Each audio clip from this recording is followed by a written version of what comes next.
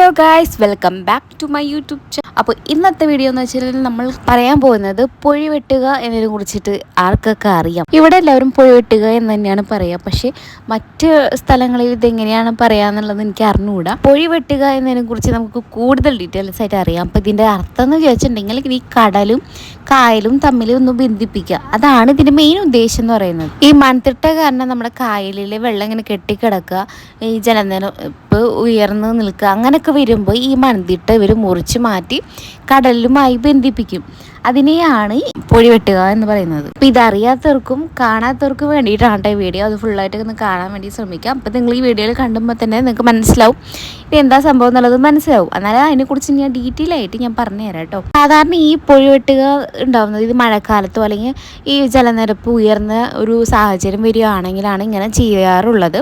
ഇപ്പോൾ ഈ കായലിലെ വെള്ളം അധികമായിട്ട് കിടക്കുന്നുണ്ടെങ്കിൽ അത് കടലിലേക്ക് ഒഴുകി പോവുകയും പിന്നെ അത് ജലനിരപ്പ് താഴ്ന്നുകയും അങ്ങനെ ഒരു വെള്ളപ്പൊക്കം തടയുക എന്നുള്ളത് മെയിൻ ഉദ്ദേശമാണ് ഇതിനുള്ളത്. സാധാരണയായിട്ട് നമ്മൾ JCB ഉപയോഗിച്ചിട്ടാണ് ഈ മൺതിട്ട മുറിച്ച് മാറ്റുന്നത് ഒക്കെ കേട്ടോ. കഠിനകുളം, പരവൂര്, അഷ്ടമുടിക്കായൽ, വേമ്പനാട്ടുകായൽ എന്നിവിടങ്ങളിലെല്ലാം നമുക്ക് ഈ പൊഴി വെട്ടുന്നത് കാണാനായിട്ട് സാധിക്കും കേട്ടോ. അങ്ങനെ നമ്മൾ ആ കാഴ്ചകളെല്ലാം കണ്ടുകൊണ്ടിരിക്കുമ്പോഴാണ് കുട്ടൂസിൻ്റെ കാര്യം ഓർമ്മ വന്നത് കേട്ടോ. അവൻ ഈ മണ്ണിൽ വന്നപ്പോൾ പിന്നെ മണ്ണ് ടച്ച് ചെയ്യാനുള്ള ഒരു ആഗ്രഹം, പിന്നെ കൈയും കാലും വെച്ച് പിന്നെ ടച്ച് ചെയ്യാനും കാര്യങ്ങളൊക്കെ തുടങ്ങി.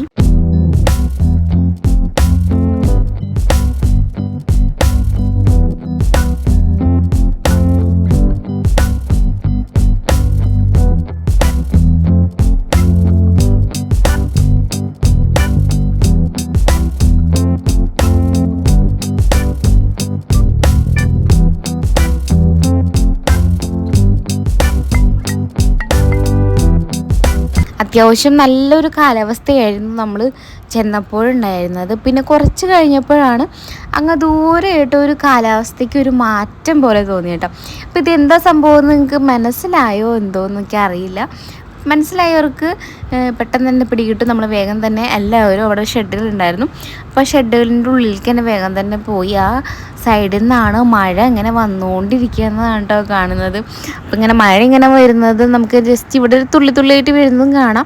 അവിടെ നിന്ന് ഇങ്ങനെ മഴ ഇങ്ങനെ വരുന്നത് നമുക്ക് ഇവിടെ തന്നെ കാണാൻ സാധിക്കും കേട്ടോ. നല്ല മഴ എന്ന് വെച്ചാൽ നല്ല മഴയായിരുന്നു. പെട്ടെന്ന് തന്നെ ഞാൻ വേഗം ഓടി ഷെഡിൽ കയറി, അല്ലെങ്കിൽ ഭയങ്കര തിരക്കായിരിക്കുമല്ലോ.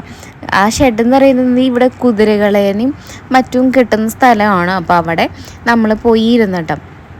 ഇത് മഴ വരുന്നതിന് തൊട്ട് മുമ്പ് രണ്ടുപേരും കിടന്നിട്ട് ഭയങ്കര അർമാദമായിരുന്നു. അപ്പോൾ ഈ ചെറുക്കനാണെങ്കിൽ മണ്ണിലൊക്കെ കൈവച്ച് നേരെ കൊണ്ടുപോയി വായിൽ കൊണ്ടുപോയിടും.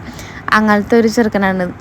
അപ്പോൾ ഈ എന്താണ് അവന് തോന്നുന്നതെന്ന് അറിഞ്ഞുകൂടല്ലോ, മണൽ ആദ്യമായിട്ട് എല്ലാം ടച്ച് ചെയ്യുന്നത്. അപ്പം അങ്ങനത്തെ ഒരു കൺഫ്യൂഷൻ ഉണ്ടായിരുന്നു. എന്താണ് ഇത് ചെയ്യേണ്ടത്, തുടച്ച് കളയാണോ അതിന് വായ വയ്ക്കാനുള്ളതാണെന്നുള്ള കൺഫ്യൂഷൻ ഉണ്ടായിരുന്നു. അപ്പം അങ്ങനത്തെ കാര്യങ്ങളൊക്കെ കണ്ടുകൊണ്ടിരിക്കുമ്പോഴായിരുന്നു പെട്ടെന്നായിരുന്നു കേട്ടോ മഴ വരണത്.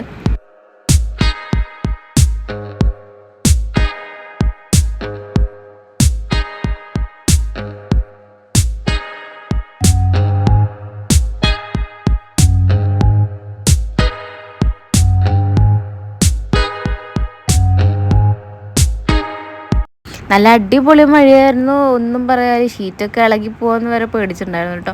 നല്ല ഉഗ്രം മഴയായിരുന്നു. കുറച്ച് കഴിഞ്ഞൊരു സെക്കൻഡിനുള്ളിൽ തന്നെ ഒരു 5-10 മിനിറ്റ് മാത്രമേ ഉണ്ടായിരുന്നുള്ളൂ. പെട്ടെന്ന് തന്നെ വെയിൽ ഉദിക്കുകയും ചെയ്തു.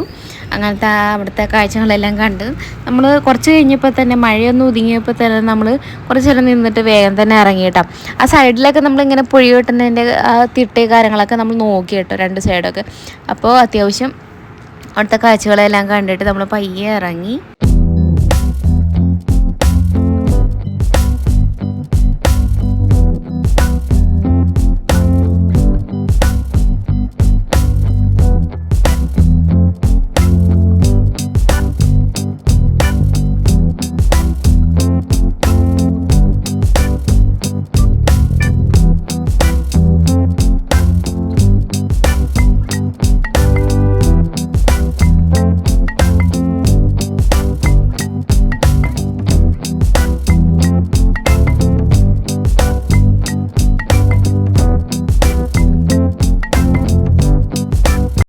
അപ്പോൾ മൺതിട്ടയുടെ കാര്യങ്ങളും പൊഴി വെട്ടുകൻ്റെ കാര്യങ്ങളൊക്കെ ഇപ്പം മനസ്സിലായി എന്ന് വിചാരിക്കുന്നു.